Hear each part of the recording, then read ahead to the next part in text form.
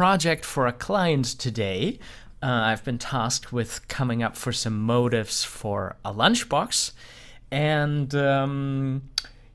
so my client was so kind to allow me to stream the process here on YouTube, Twitch, and Facebook, so you can watch me work and we can have some conversation about animation, illustration, drawing, art, and all that fun stuff along the way.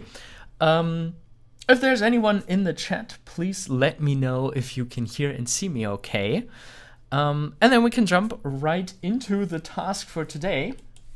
I'm going to be doing some illustrations for the top of a lunchbox up here.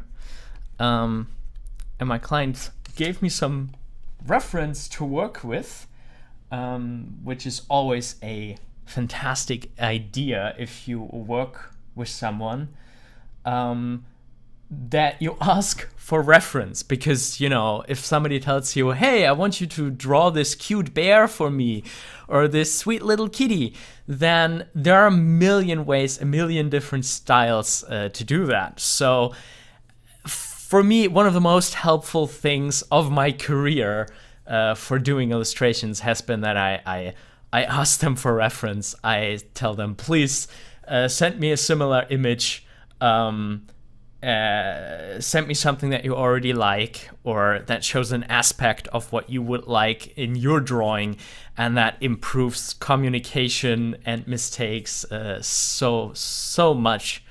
So yeah, my client gave me some reference here. I'm just gonna show the reference really small because it's from some talented people on Shutterstock, apparently. So I'm tasked with doing illustrations in this cute Scandinavian style, which I think is pretty cool. And the motif is gonna be laser scratched onto the lunchbox. So we don't have color, we don't have grayscale, we only have black and white. And as an example for a style how I could do that, the client sent me this little picture. And we're gonna work on top of that. So the first one is gonna be with a bear. And my client said that she liked the bird and the little details like the heart and stuff like that. So we try to work with that too, put in some nice little details, and have some fun illustrating a little bit right here. Personally, I always like to do scribbles. I like to send them scribbles, different. A couple different versions, possible poses and stuff like this, so my clients can pick a pose out of a couple of poses. So let's do that. Do some scribbles. I'm still scribbling here in Mischief, which I really like for its infinite canvas, and you can zoom infinitely. That's really cool. But unfortunately, it's no longer public. They stopped developing it, which is a shame, because especially for scribbling, I really like Mischief, because you can go in all directions. It just keep going and scribbling, and that's what I really like about it. So, for the first scribble, I'm just gonna copy the reference that she gave me. Let's put that on the side. So I definitely want to go beyond the reference. Like I don't feel comfortable with just downright stealing somebody else's artwork. You should never do that. You should get inspired by other people's work, but you should not just trace it or something and pass it as your own work. That's not nice. we're just going to use this as a base. As I said, we use this as a base for communication, that my client could tell me how she wants things to look. And yeah, we're not gonna just copy it, but just to really make sure that I see all the elements, I'm gonna first do a sketch that's really close to the reference before I try to apply my own take and my own ideas on top of it. I really like that there's another character, that there's the bird in here too. I wonder if they could interact a little more.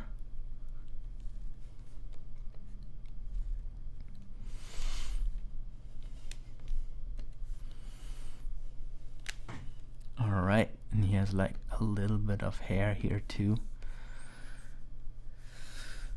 Okay, so now let's move this into some other directions and try some other things with this. First, let me look in the chat. Hi, JR.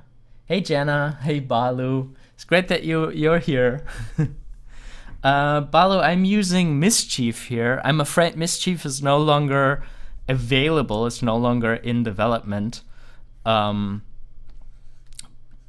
yeah, it was a really neat app. I'm still using it for scribbles because it has an infinite canvas to all sides.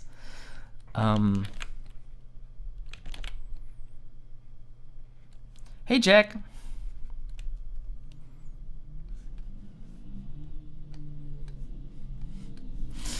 I really like when eyes are far apart on characters. Like it sometimes makes them look very dumb, but it's also like a cute kind of dumb.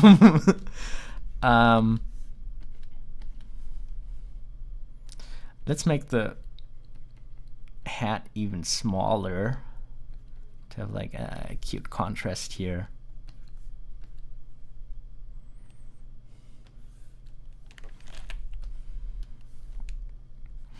Let's try a differently striped shirt. Maybe he has plaid.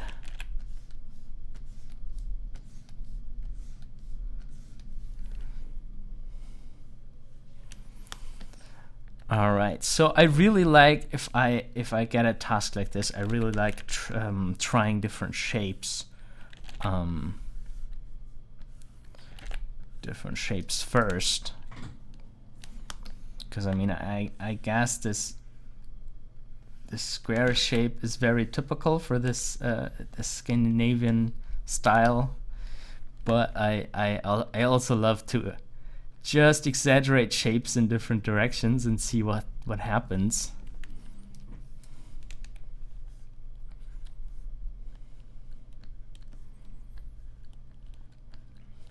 Yeah, and I'm doing this for a client, so I could make a little bit of a selection before I send these drawings to her, but I think I also, in this case, I like her to have like a bigger selection.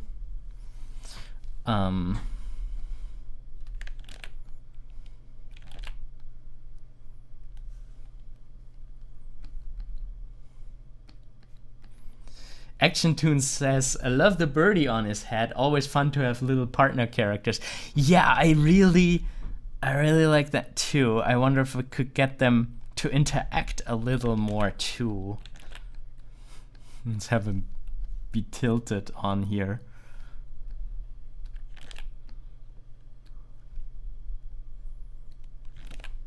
I guess seagulls always have this long beak.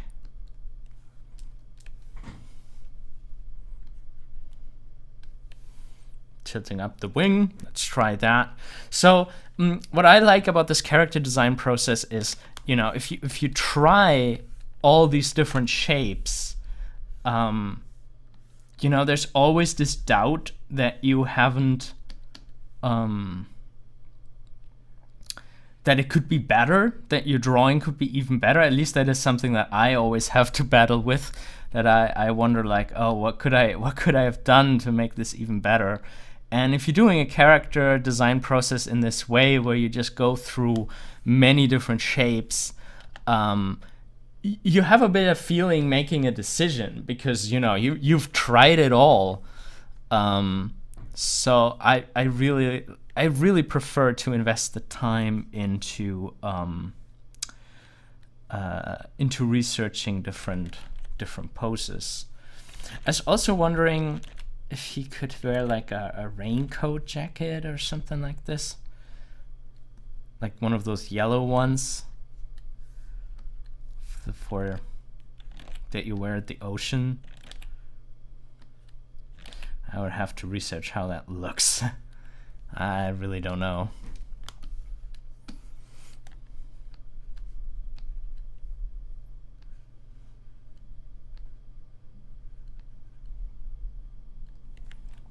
And we haven't tried much with the facial expression yet. The original one, the reference I was given, didn't have any facial expression, but sometimes is quite nice, quite cute. But oh, I like a little swirl.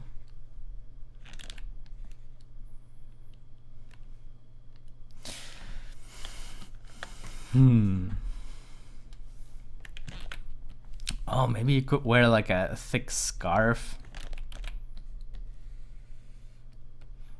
That might be kind of cute as well.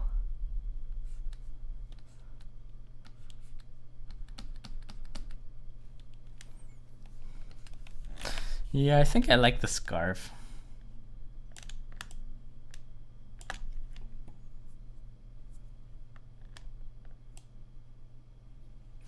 Action Toon says, I will sometimes put the eyes, nose, mouth onto its own shape and play around with those proportions as well.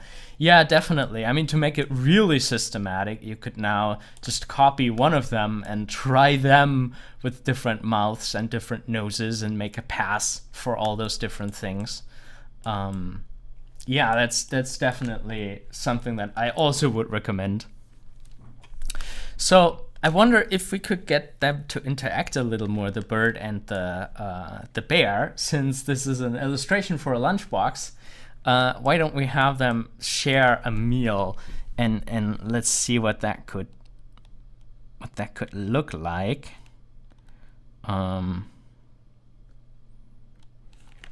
So maybe the bear.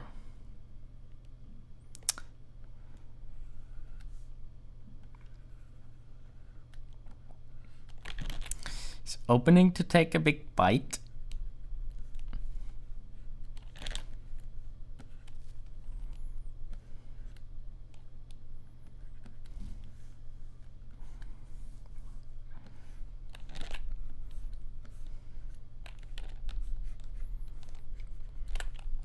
And I really like it to invent little stories for the characters, like, maybe he's a lumberjack on a break, or he's a fisher bear. And I feel like by just having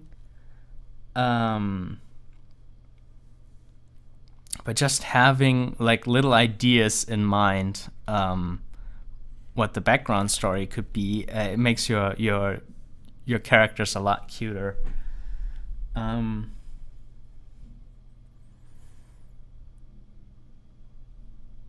Okay, somebody is spamming on Twitch. That's very annoying.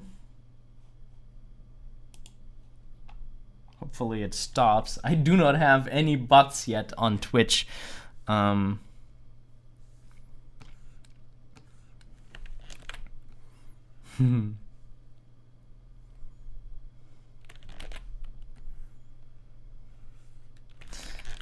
Yeah, Action Toons, it looks like the bear is yawning. But I kind of wanted to have him eat a sandwich. But yeah, I mean, we could, why not let him yawn?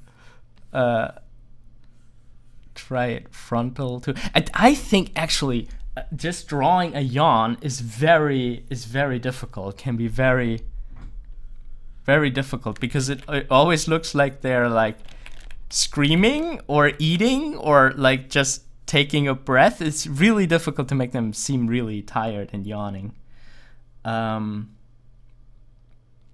David says Big Scary Bear is a sailor before this date. Yeah. Yeah. I mean, this drawing has nothing to do with Big Scary Bear. Unfortunately, I'm looking forward to continuing that soon.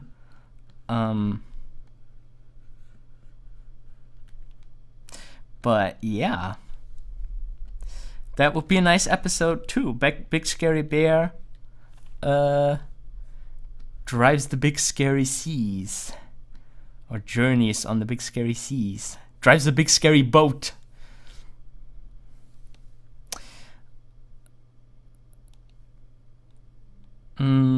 Yeah, anyway, the reason why I wanted to have him eating is to also have like the bird in here. Maybe the bird has its own little... Maybe the bird has like a tiny sandwich. And they're like work colleagues.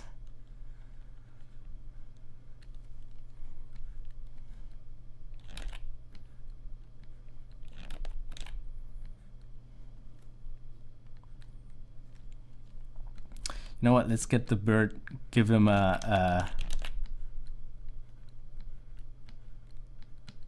same outfit. Let's try it with the plaid again.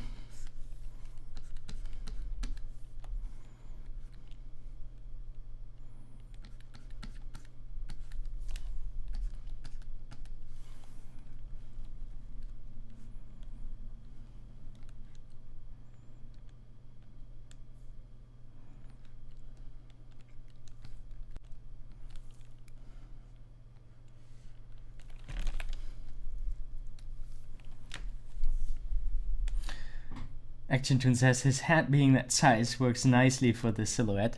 Yeah. I mean, here it integrates very well. I do like tiny hats though, like that. I really do.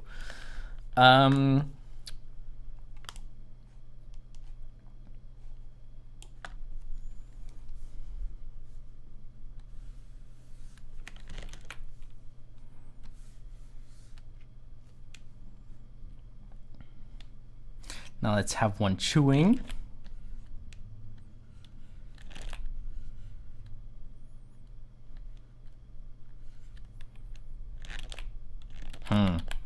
It's difficult with this.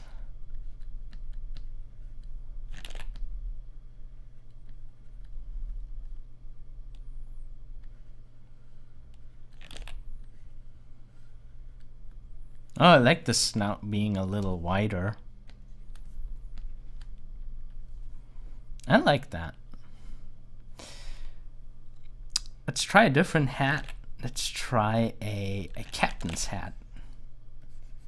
Might have to Google that, how that looks.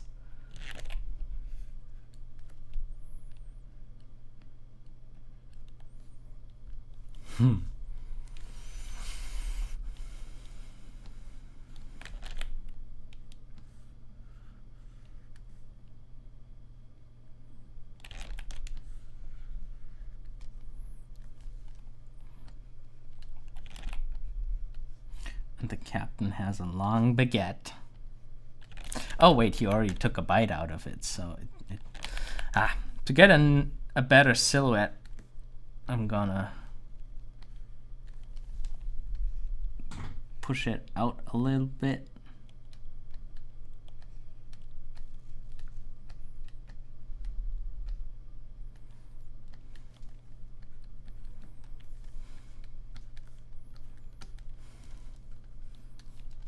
He looks more like a seal now if he's just that shape.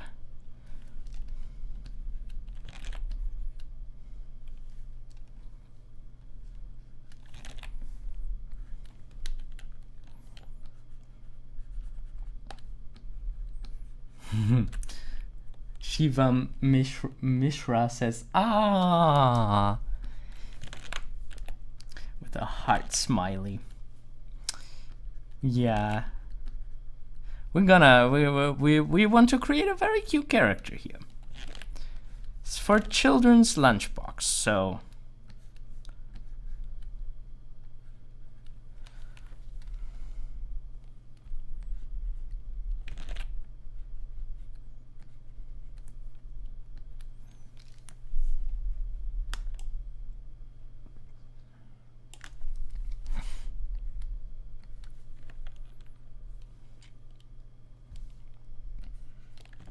Action Tunes asks, have you ever designed toys or plushies? No, not really. I think this is the closest I've come to product design so far. Just a couple t-shirts, but not really toys.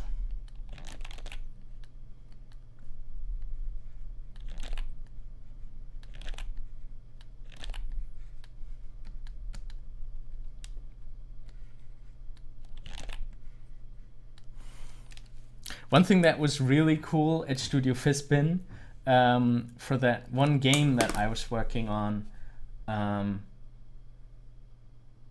we had this one character. Let me show you.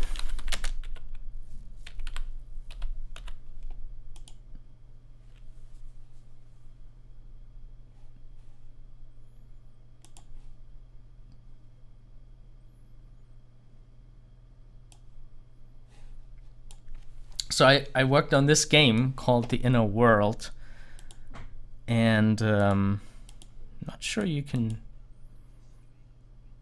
see him in here, but there's a dove that's called Peck, and the cool thing was that for a not a convention, for like a game fair,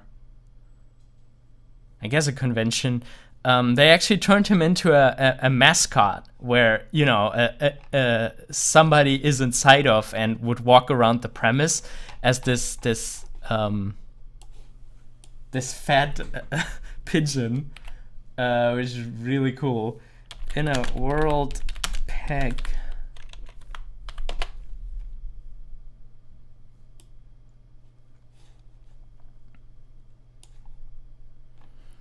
Oh, come on. There must be a pack best off somewhere. It's here. This is Peck. I had a lot of fun animating him because, you know, for when you animate him flying, you can't rely on the wings at all. He just has to like a screwdriver propel through the air and fly in like the most weird paths in order to make it to sell it like he's doing something in there that keeps him up. And there you can see the mascot that they made, and that was pretty cool. And they would run around the booth and the whole fair like that, and it's very hot in that costume. But yeah, that was funny. Action Tune says, I love that style. Yeah, the Inner World art style was done by Mareike Ottrand. She was working at Studio Fizbin, and yeah, really good art director. Was a lot of fun with the team from Studio Fizbin to work on that game. Okay, we have a wide open mouth. We have a closed chewing. I think I like the sideways pose because, you know, they could be across from each other. Let's try that again.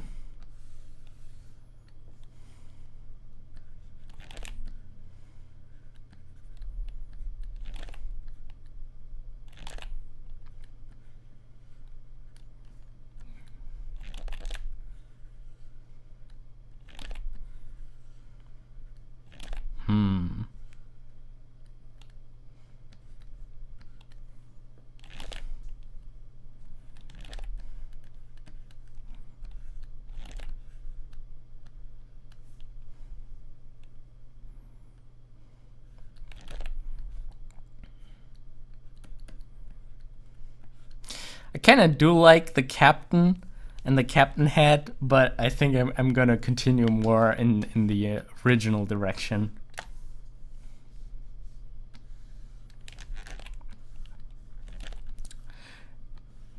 Now, how else can a sandwich look like? We had a baguette, we had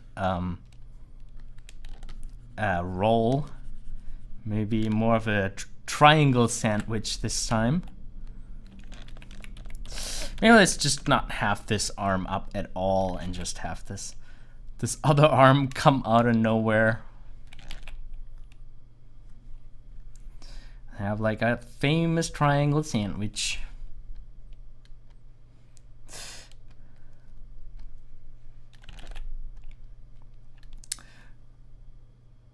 Vibehuff Behera is suggesting maybe a burger. Yeah, we can try that. But I think I don't know, maybe it's healthier to keep it to the homemade versions, since this is gonna go on a lunchbox.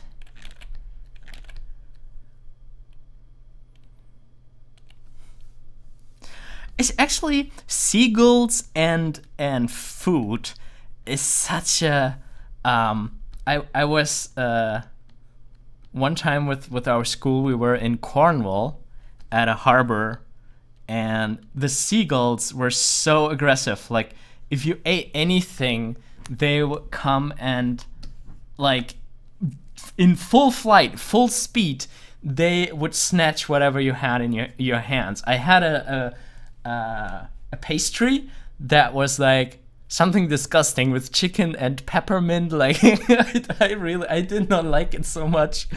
But then thankfully, a seagull came and snatched it out of my hand. Like the entire thing.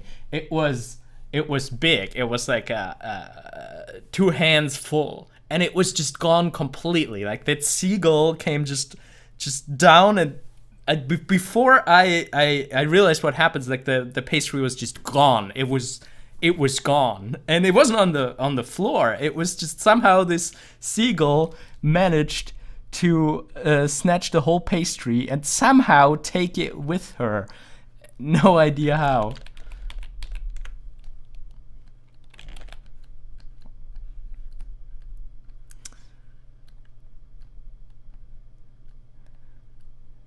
Maybe this one here is a little more patient.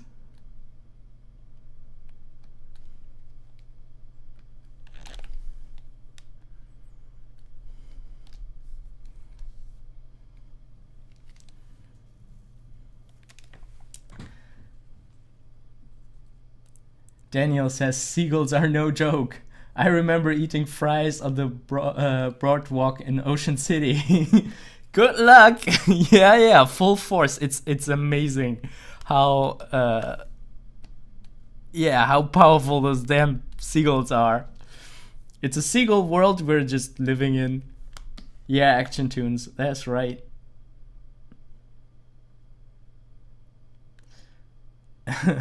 Vibuff asked what was my reaction at that time.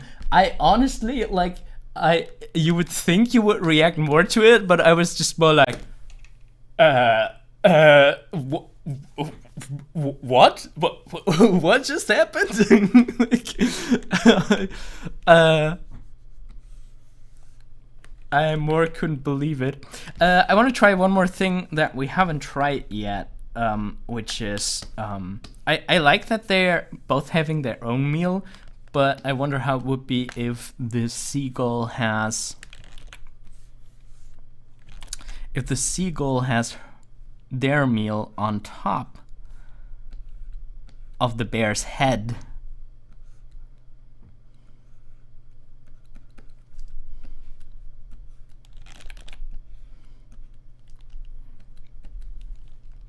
Let's try that.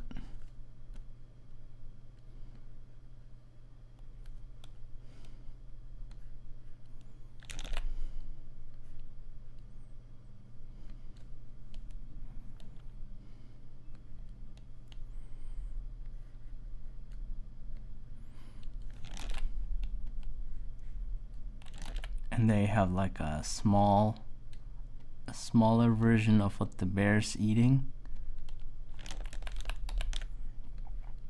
I think in Germany and Austria it's more common to have those, well, you know, either those rolls that almost look like a burger, but they're a lot more crispy. It's not, I mean, it is white bread, but it's a lot more toasted. Or dark bread, like gray bread.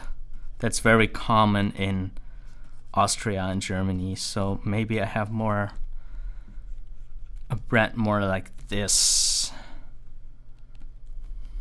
And then, you know, the typical American one is more rare, where you have like the triangle of the toast.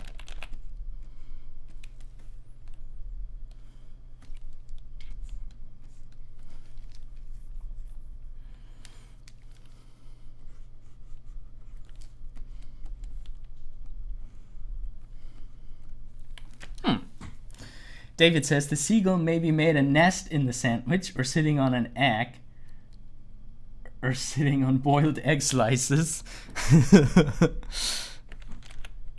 Yeah, maybe. I was thinking about placing the seagull on the sandwich here, but I was like, my brain really was like, that's unhygienic. You shouldn't stand on your food.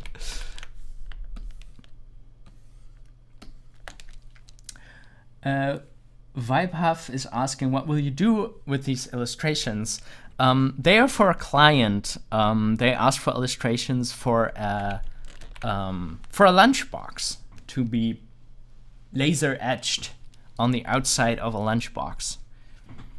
And yeah, this is just gonna be a couple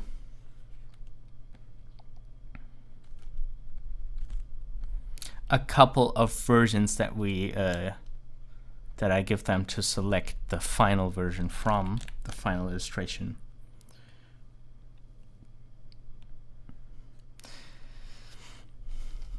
And since I need content for my YouTube channel, I asked if I could live stream the process.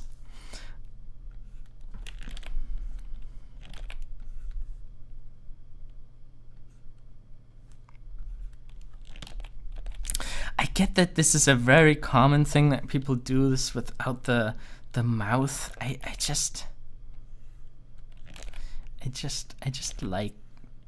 like it for the facial expression to have a mouth line here. You know, I can always remove it.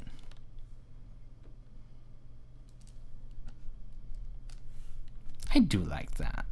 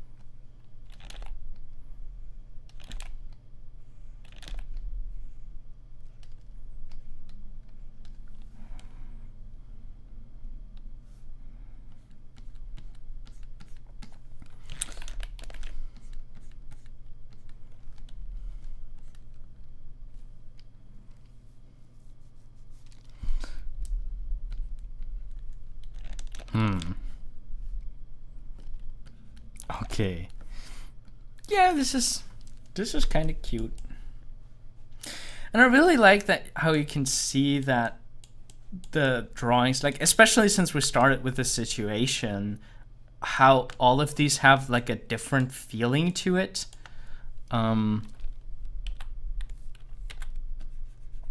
So the search is always very like I feel like sometimes we get kind of impatient with this phase, with this brainstorming phase, but it's so important.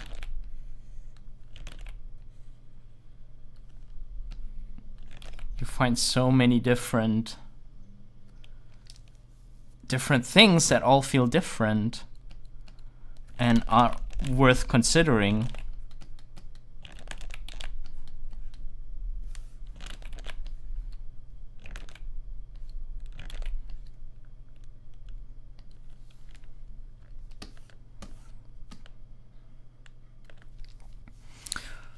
I like the style of this one here, that it's all a bit a little less like if I try to make a flat Scandinavian style like this, I tend to make it a little bit too three-dimensional, and I do like that this has this flat feeling that those kinds of illustrations often have. Vibuff asked if I will color it. No, this is gonna be, at least for now, it's just planned to be black and white, not even grayscale, because it's being etched onto a lunchbox. So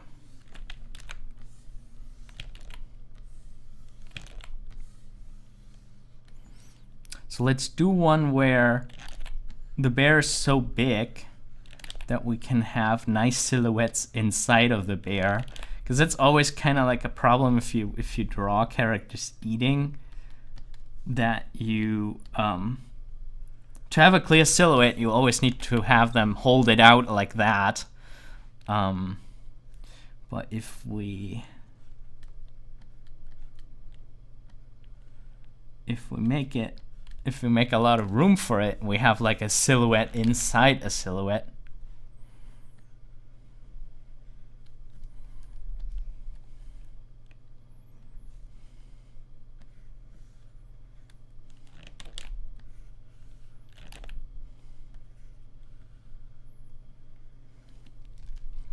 He's just looking really forward to the sandwich.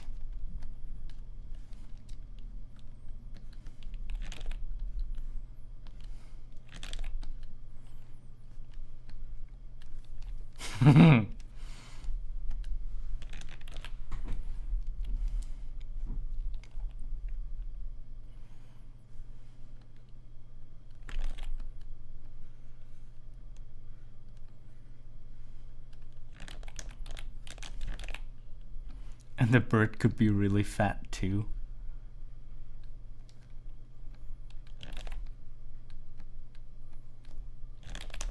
Maybe just a blob with a tail.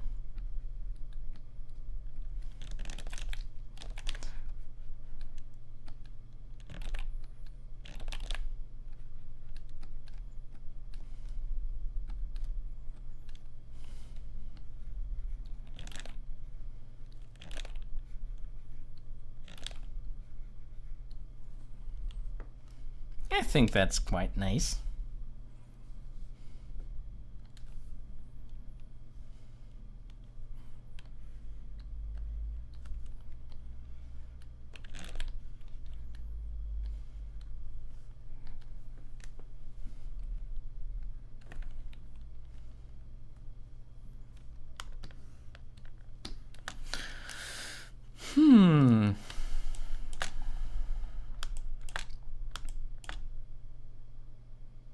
Yeah, I think we have quite a nice array of different possibilities here right now.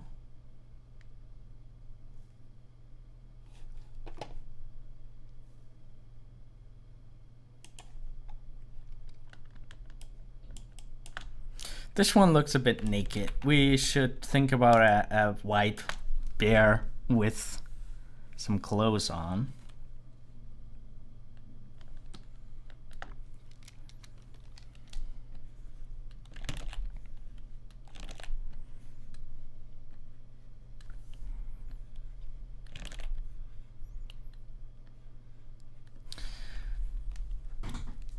Vibehuff is asking if I have any artists I look up to. Yeah, I mean, it doesn't quite fit with the style, but one of my favorite Disney artists is Glen Keane, because his drawings are such so vivid, so they have such a beautiful rhythm. Glen Keane did The Beast in Beauty and the Beast, Aladdin, Tarzan. For Tangled, he did the animation supervision, and that's why Tangled has so many great poses. And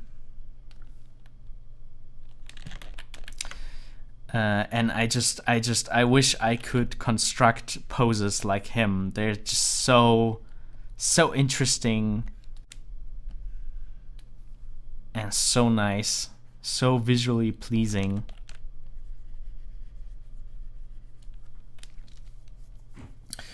And then I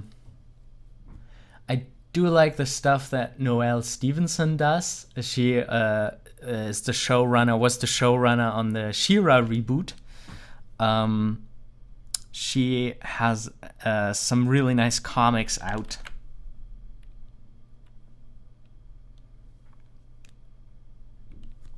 Soda Pop says, too bad they discontinued Mischief. Yeah, it was such a shame. I actually wrote to them and asked them about releasing Mischief as open source.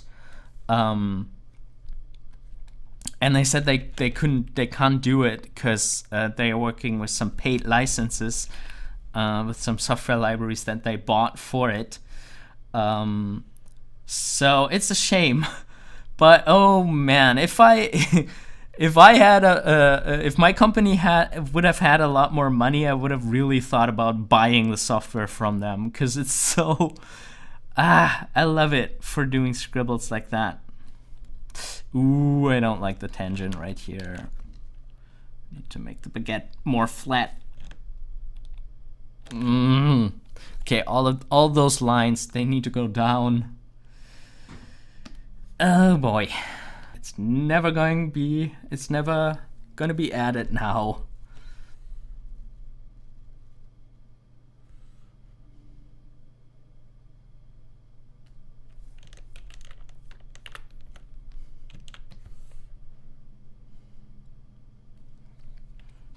All right, maybe this is not so bad with the white lunchbox.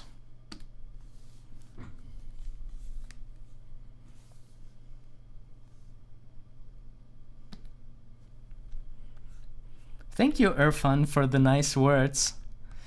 Yeah, I'm gonna try to do streaming more regularly, and if you guys enjoy just these work streams, it's gonna be really easy for me, because there's always enough work.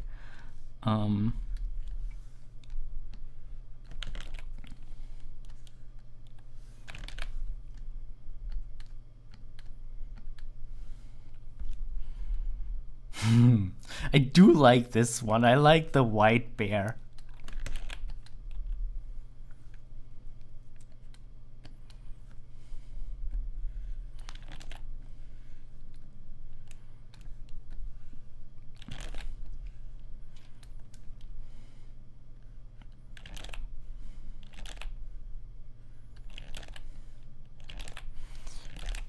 Maybe this seagull is sleeping. That's why she's missing.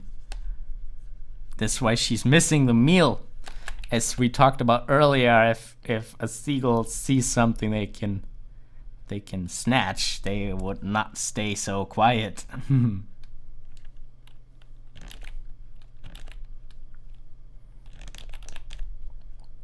Maybe have the beak in the wing.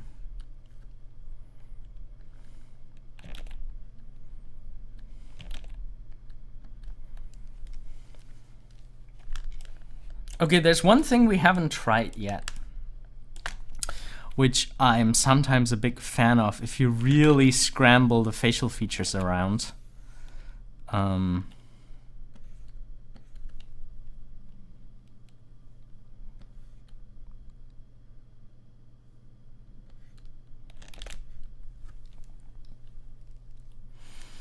So the Pop is asking if I got a chance to try Tahoma 2D yet. I have it on my list, but I have not tried it yet. I'm still doing my tutorials in OpenToonz for the course that I'm working on, and oh boy, I regret it a little bit because it keeps crashing, and I would like to keep working with the vector brush, but I don't know. They seem to have given up a little bit on the vector brush in OpenToonz. They made bitmap brushes, bitmap layers the default layer now. So I don't know. There's so many bitmap animation software out there. I really don't get why they would abandon the vector capabilities.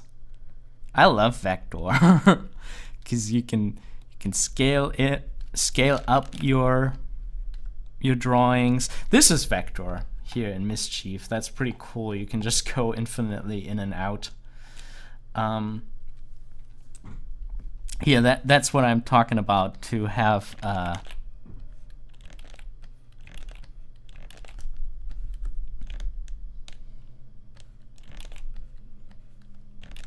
the proportions kind of scrambled around. We see both eyes, although this is a side view.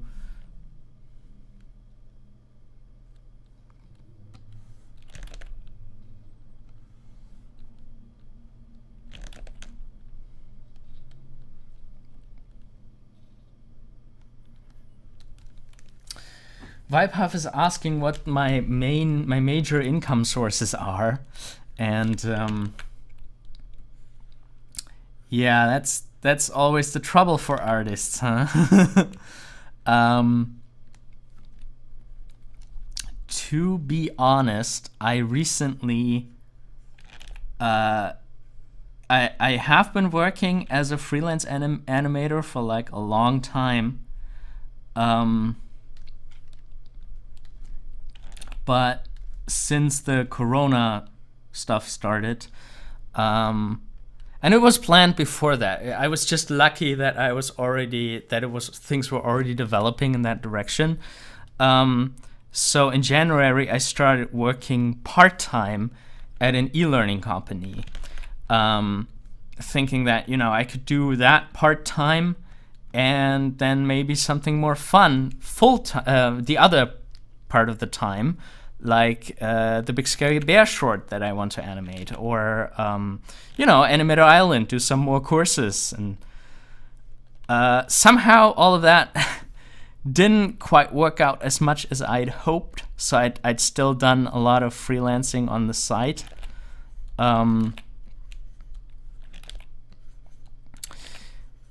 But yeah, so for a long time, I was for like 8 years, I was working as a freelancer on my own, going from project to project, and I felt like I never had enough time to do the fun projects like my own film or do more for Animator Island. So my thinking was, if I have a more quote-unquote boring job for half of the time, that I can focus more on the fun stuff. And it certainly had helped. It certainly had helped to not have to look for projects all the time.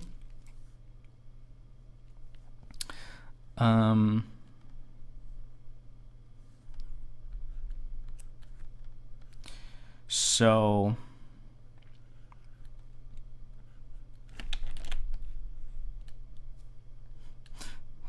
this looks more like a raven or something like that.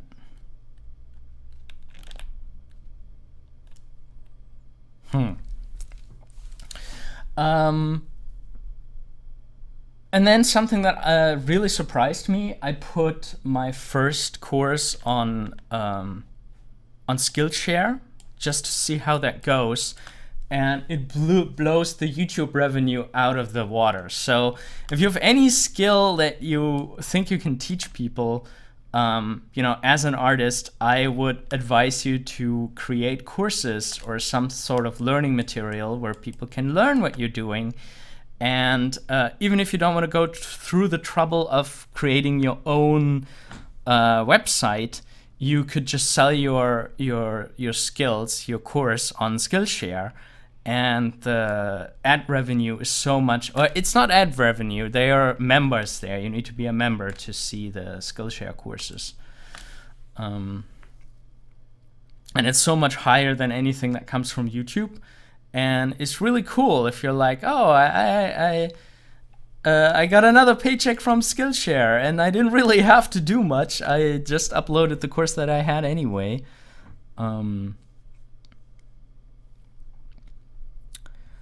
So that's quite nice. All right, I think we're done with the bear. I'm gonna leave it with the things that we have so far. All right, we have 2 more. Like, you could do this forever. You could do a lot more drawings like that.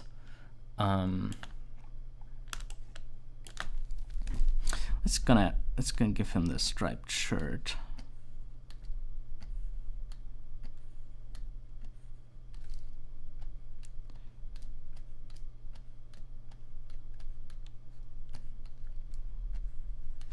But I think it's time that we move on to the next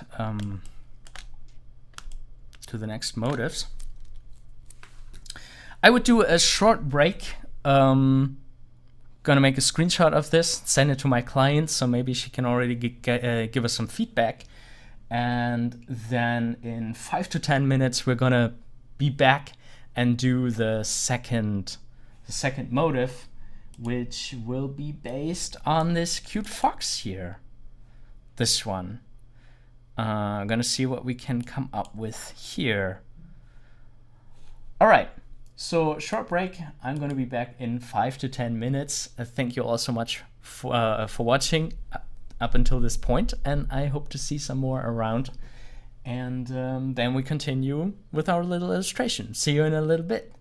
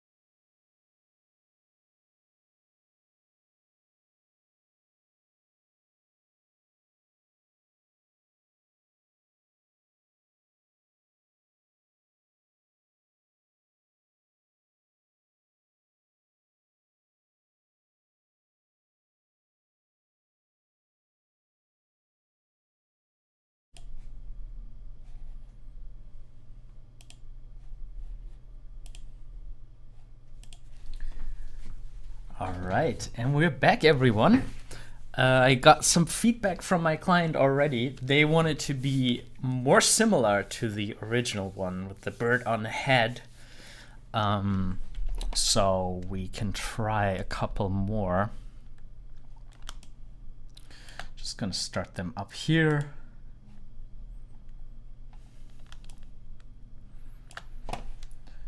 And I'm gonna open the mood picture on the other side.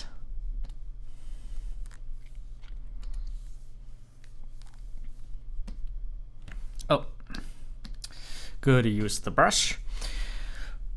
Okay, so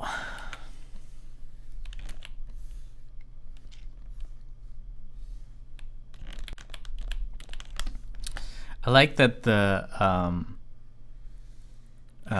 I like the ones that always have like a little bit of a lean over. I think that's quite nice from the balance.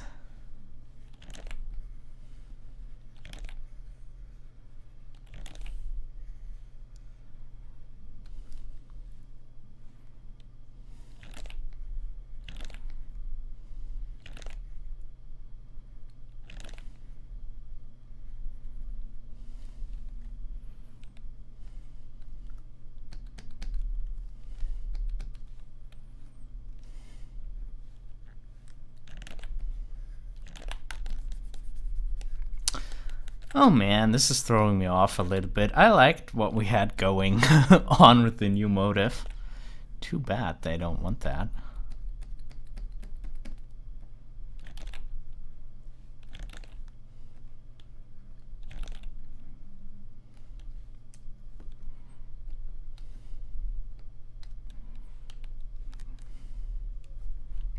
This is too similar to the original. I do not like that.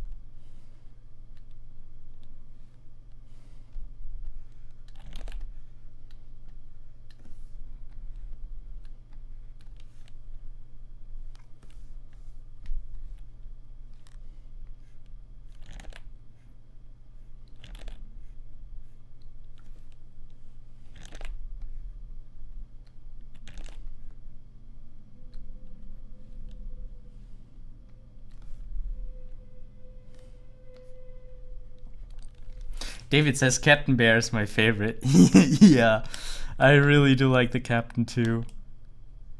I think my favorite is the Captain, and then my second favorite is this one, number 9. Number 9 and number 12. I like 12 because it has this more stylized approach with them being on the side. And yeah.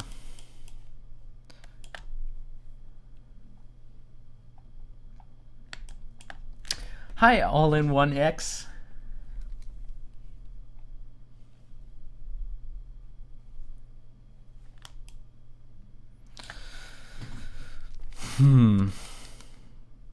Yeah, no, I'm really not happy with just copying that other person's work. I think I need to have a talk with the client before we continue this. I'm gonna leave it with that for now. All right. There was another thing that I wanted to do with you guys on a live stream, and we can just switch over to that. Just a second. Go to right to the client.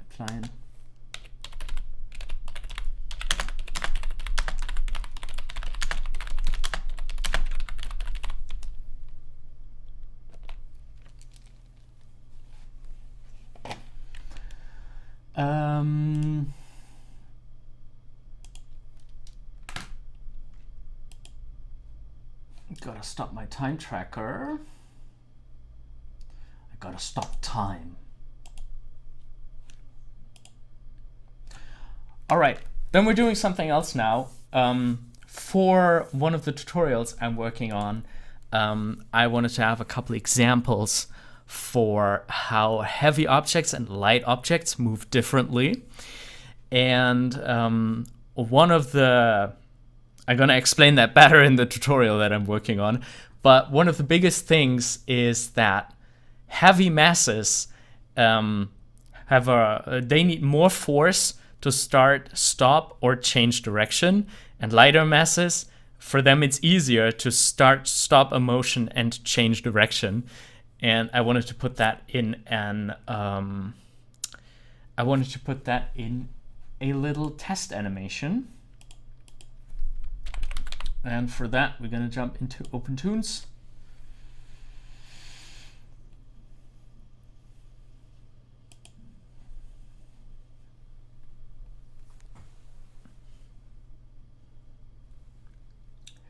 If it decides to start. There we have it. Gonna make a new scene.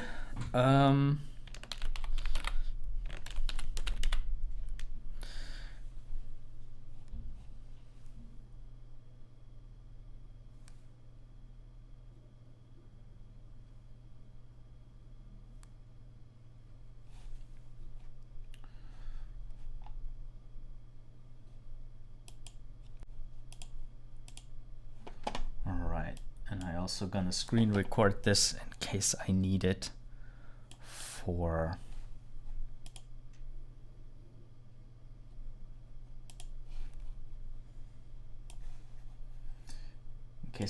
my course.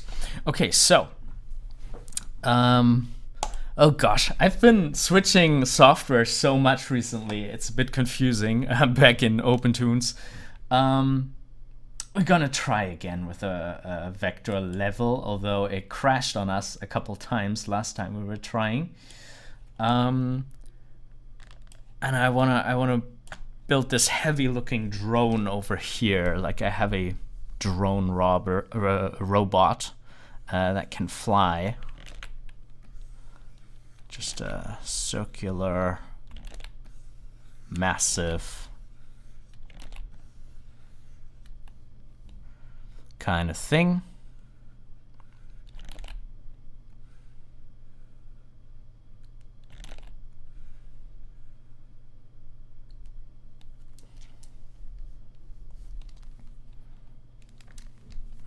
And of course our drone also needs to have like a purpose, something that it does. So we just have those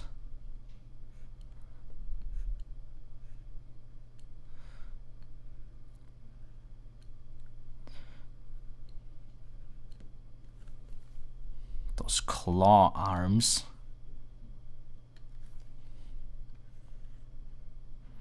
And I want it to look massive and heavy.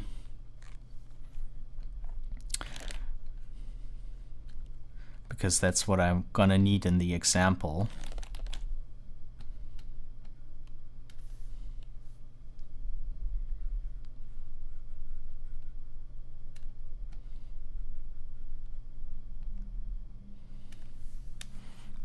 Maybe his other arm is like a saw.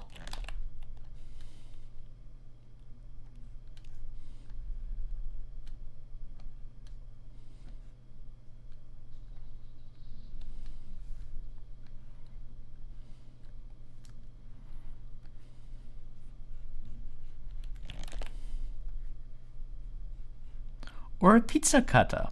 Maybe it's a peaceful robot. You know what? Let's just randomly give him a chef's head. Maybe he's just a deadly looking robot chef.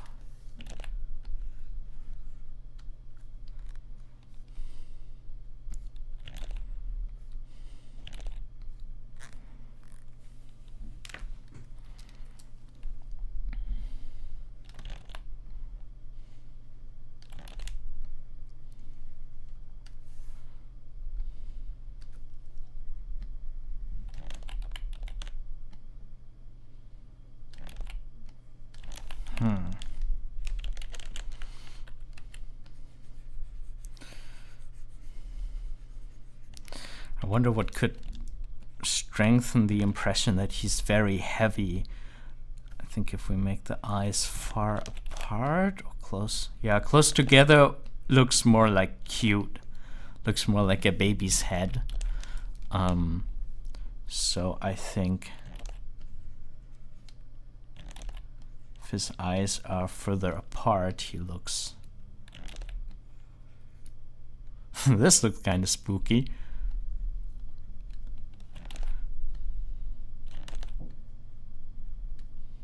But I like it.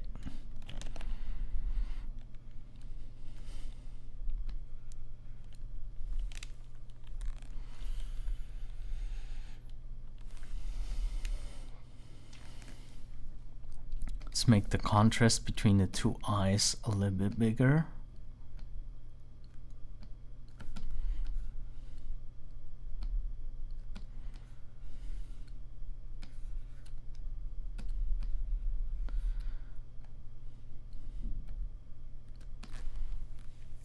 Yeah, if this was for a real project, I would, of course, I mean, this is a real project, but you know what I mean. If this was like for a client, I would probably do some multiple versions of this one too. But for now, I just need like a placeholder character.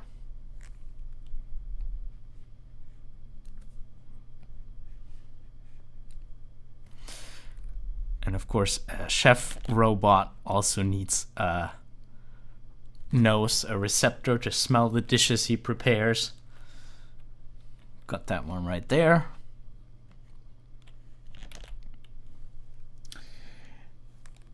And then I want him to move by jets that he has been pointing in different directions.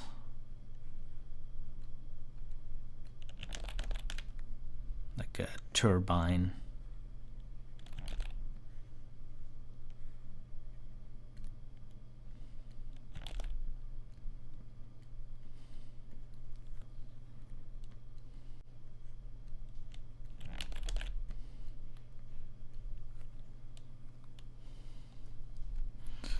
One on the other side.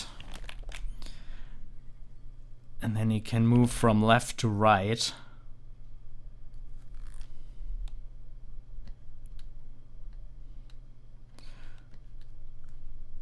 And we can see how his heavy mass behaves while moving left to right.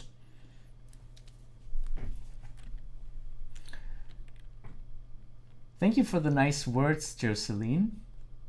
You just started to learn animation. I'm glad that my content helped you.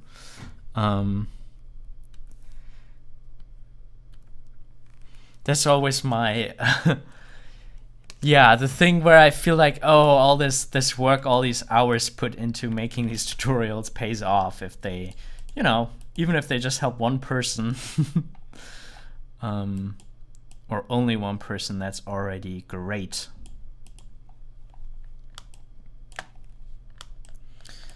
And thank you for letting me know.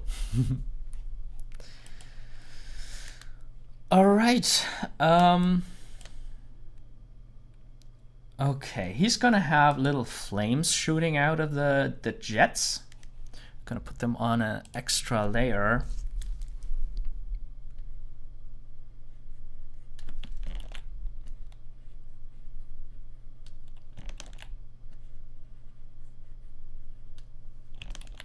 I mean, I guess I can think about it later how exactly they look.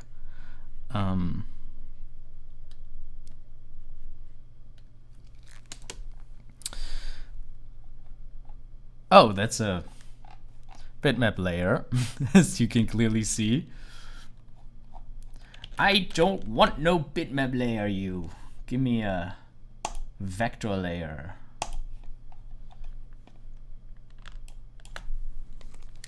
That's better.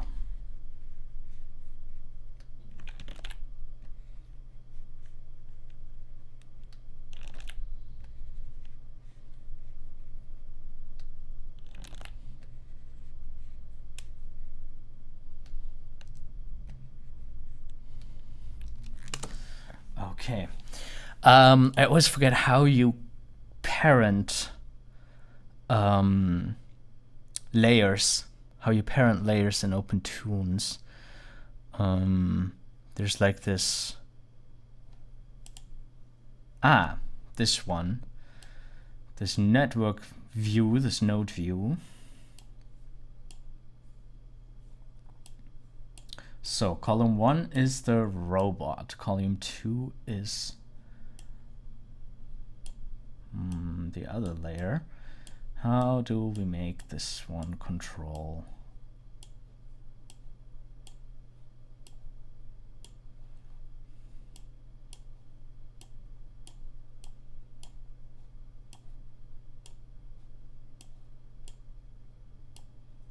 Oh, this might be the wrong way around, huh? If I move column. Oh yeah, that's the wrong way around. How did I do this? Oh my god.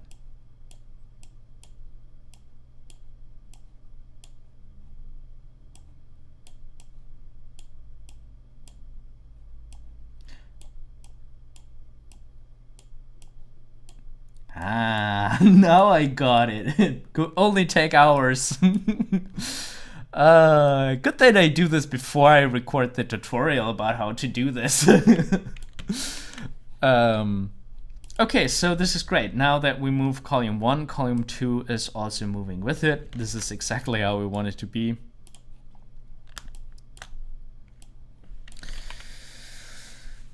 And yeah, let's start making him go from the left to the right. I do not like how the claws are almost touching here. That's too much. Let's change that. Let's change that.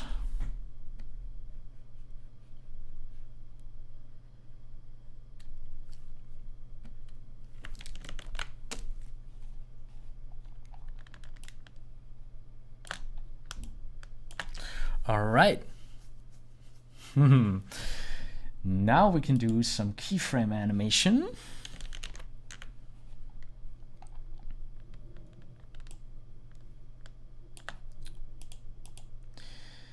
And for that, we're going to use, first we need to extend the exposure to, I don't know, let's say about 2 seconds. That should be enough.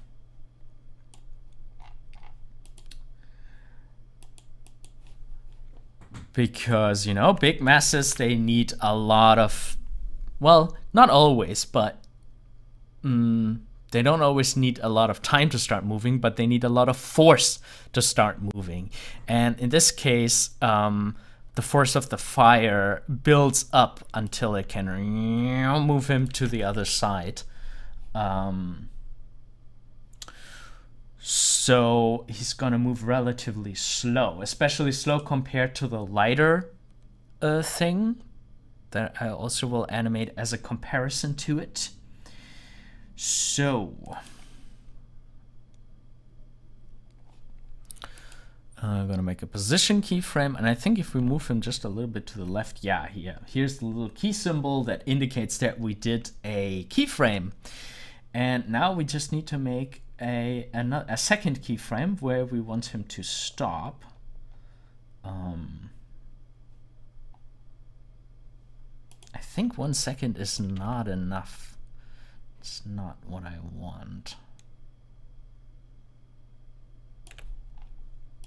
Yeah, that's definitely not going to be enough. That's not what I have in mind. I have a very heavy, slow drone in mind. It's also a kitchen robot, so it doesn't need to move that fast, you know. For fighting robot, that might be a priority, but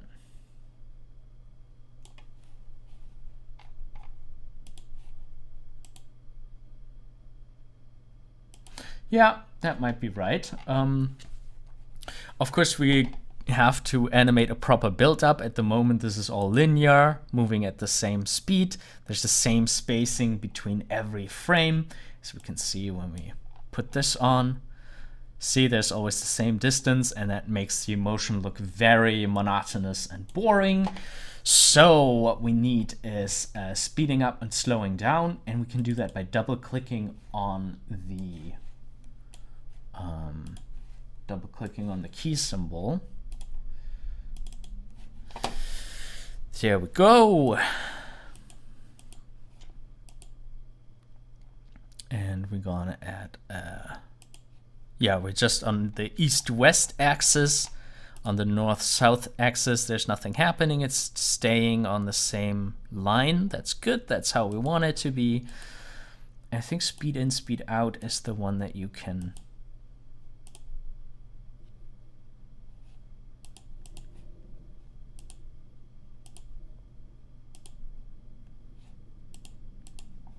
work with in the curve editor, which is hidden here. And here we can see, you know, that at the beginning the rate is very, very slow, and then it gets faster and faster and faster, and then the point exactly in the middle where it gets slower again. I think I want to try to drag these out a little more to have the phase of starting and stopping be really notable long. Yeah, that's nice.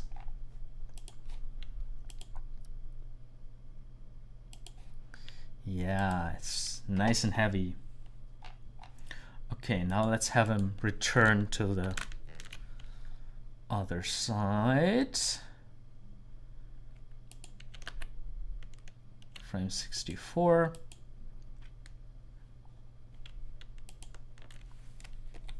And then we can have a loop. We don't need that last frame because it's identical to the first frame.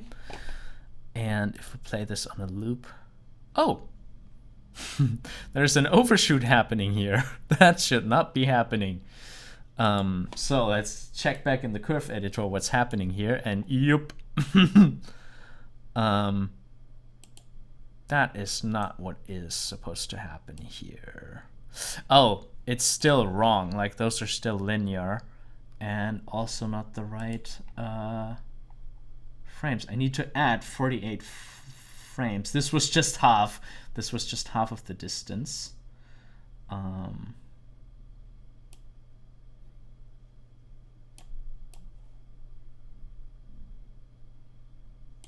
What is it, 82? Oh, my math today.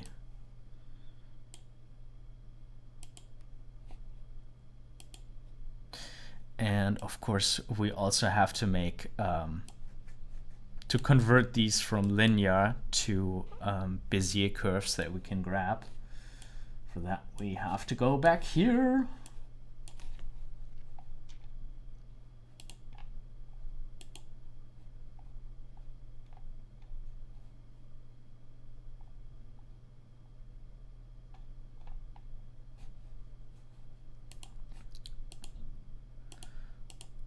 Also have them speed in, speed out, and this should have fixed our curves a little bit.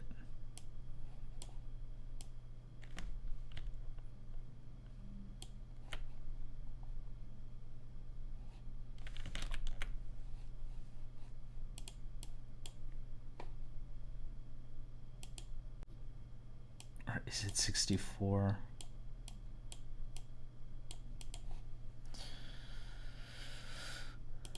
All right, also gonna drag out these a little bit.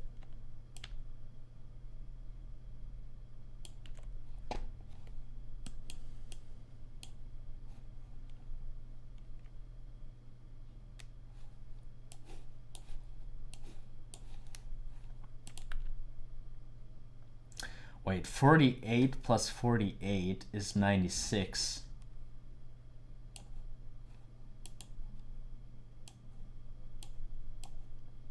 This is where it should loop.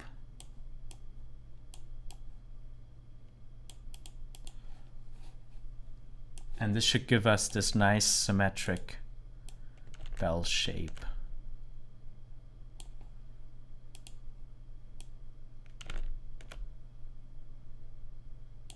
Okay.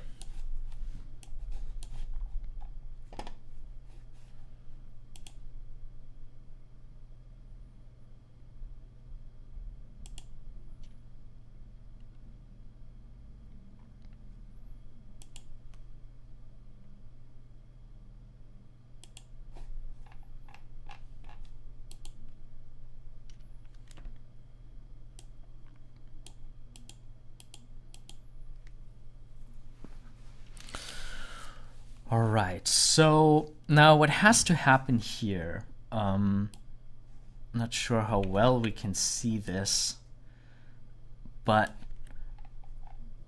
yeah, we probably can't see this yet because at 24 frames per second, it's not so visible how the spacings get smaller again. Like here in the beginning, you can now clearly tell that the spacings are relatively small and they are wider here. But after the robot crosses the middle, the spacing starts to get smaller again. This is basically what we told it to do with this curve. And there needs to be a reason why the spacings get smaller again, why it gets slower. And the reason is, of course, because the fire died down, or maybe even there's a fire in the other direction now.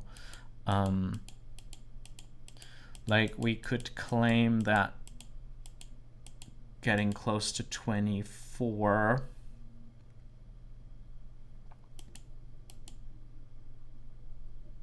here, that the fire is dying down again. You know what? Actually, let's animate the fire too, like have a loop for it.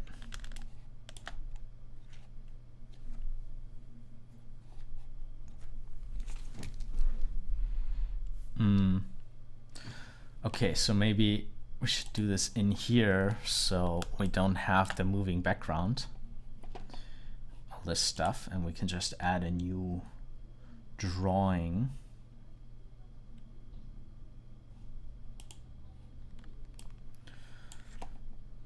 Like 5. Oh, that's not how it works.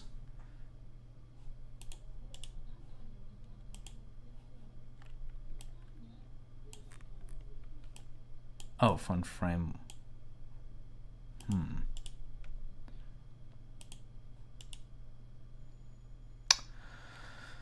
Is the only way to make a new drawing by making one here. All right, so we're gonna do that.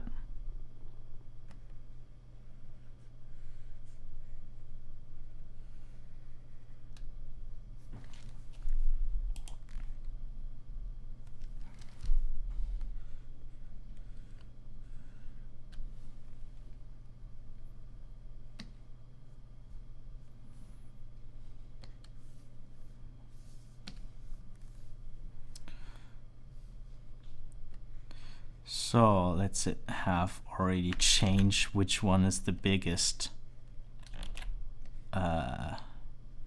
zigzag from here.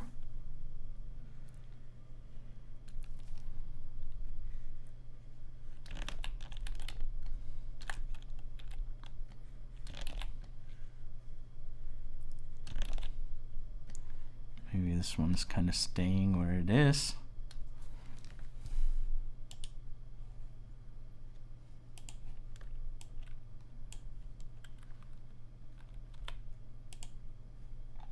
Ah, there we added one. Okay, from add frames. From frame 4 to frame oh, maybe 6. Is that enough? And now I want it to fan out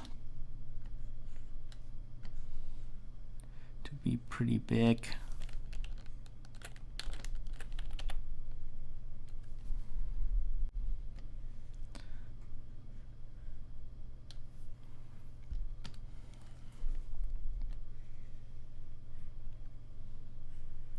like an overshoot here, and then it can move down again.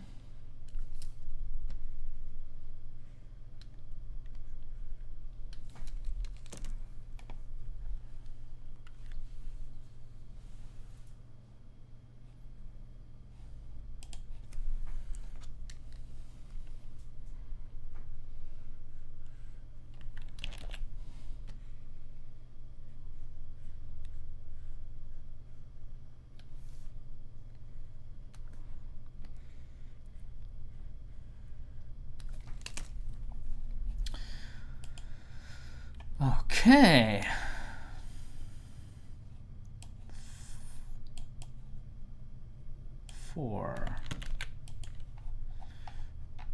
Gonna drag it from the level stack, from my stack of drawings, just into here.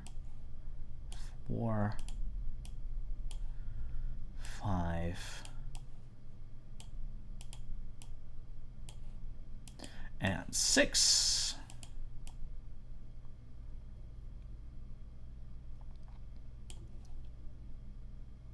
Then maybe let's throw 2 into here so it can go open wide. And this would be our loop. We would start looping it from here. Let's see how that looks. Yeah, I like it.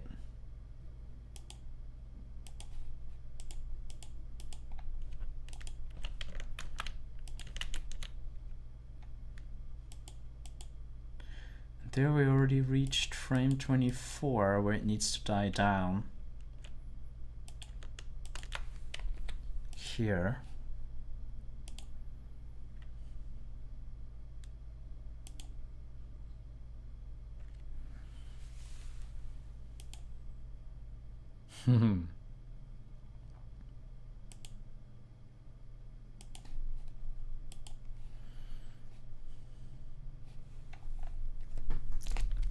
Let's have a drawing where it vanishes.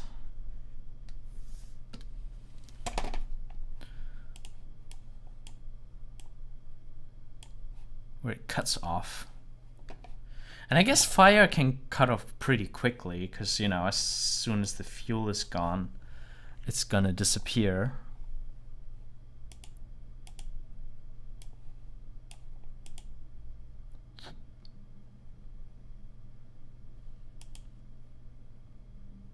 That's nice.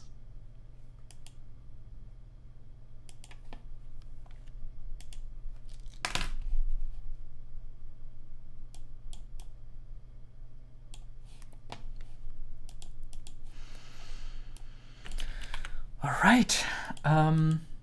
Now for the other side. I want the fire to appear on the other side, like right after it crossed here. It's gonna start appearing again with that small little flame. And what we're gonna do is we're gonna animate this layer and, you know, this column, flip it over to be on the other side. To do this, I need to change, or I want to change the center around which I can rotate this layer. So we do that with the animate tool. I choose the center and I place it here so that I can now, with the position tool, or like, let's do the rotation first. I can use the rotation tool and rotate it on to the other side. But before we do that, we just need to create a keyframe here. And the lazy way to do this is to take the tool, the property that you want to change, like the rotation, and just rotate it slightly. So it created this little keyframe over here. And I'm gonna also need a position keyframe. So, all right. So now we're gonna put it on the other side. to have the motion happening in the other, or the fire happening in the other direction.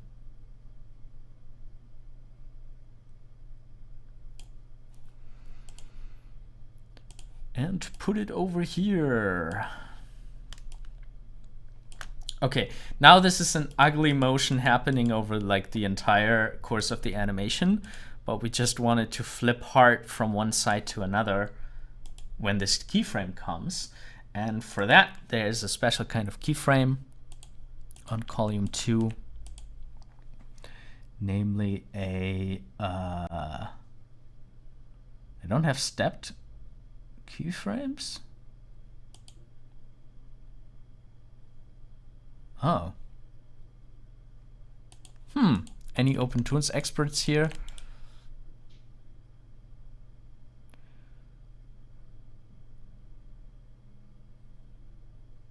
All right. But I think we can still fake it with a Bezier keyframe. Because essentially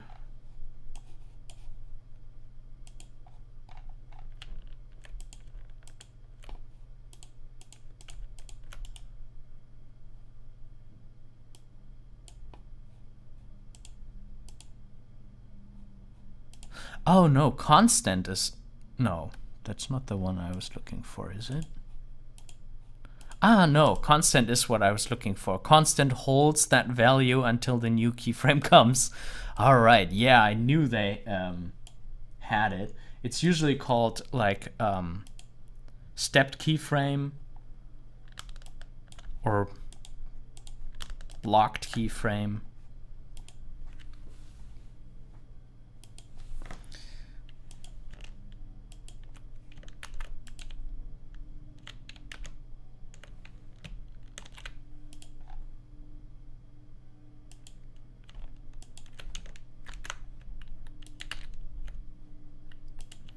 Now we can have him fly into the other direction until we cross the center again.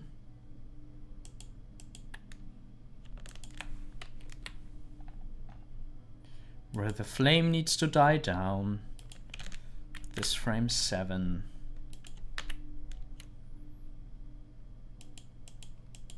And start again on the other side.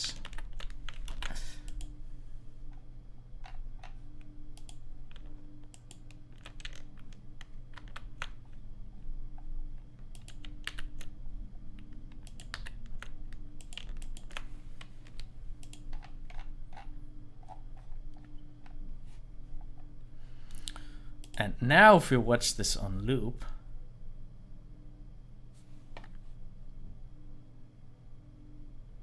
oh, it needs the flame to appear on the other side.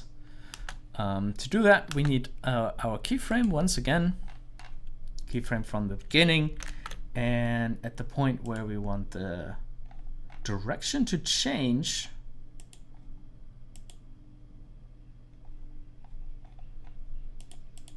now where's the middle?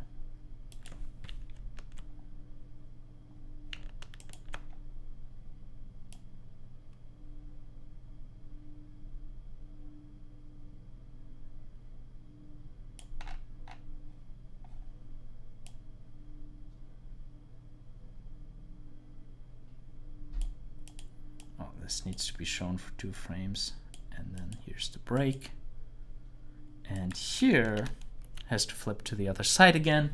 Once again, we need to check the function editor and make sure to switch everything to constant.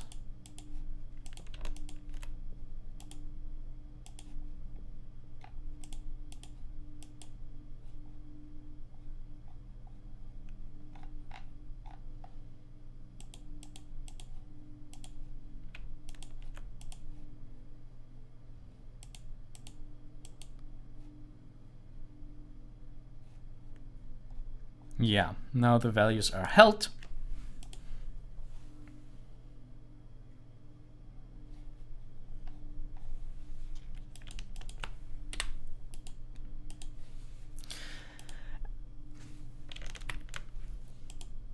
And here we have some very physical looking animation where you really got the feeling that there's a heavy mass that needs to be catched by the fire. Isn't that quite cool? And it's conveyed all through the speed and the delay that, you know, the flame pops up a lot earlier and then it takes a little while for it to shift into the other direction. I think that's pretty cool this way. Yeah, and I think that's going to be a good example for the tutorial where I talk about physics. And we're going to have a closer look at all the different kind of laws of physics and little cheats, little techniques and methods that we animators can use to animate physically correctly. Okay, so unfortunately that is all the time that I have today for working on this, but I hope you enjoyed this little live stream, and I would love to do more of these. And yeah, there are also going to be more lectures where I present about a topic. We recently had one about storyboarding, so you might want to check that one out if that's an interesting topic to you. In any case, thank you all for watching and yeah, being a part in the conversation in the chat. It always means a lot to me to read your comments, and yeah. I hope you have a fantastic day, evening, whatever it is in your part of the world, and keep on animating. See you soon. Goodbye.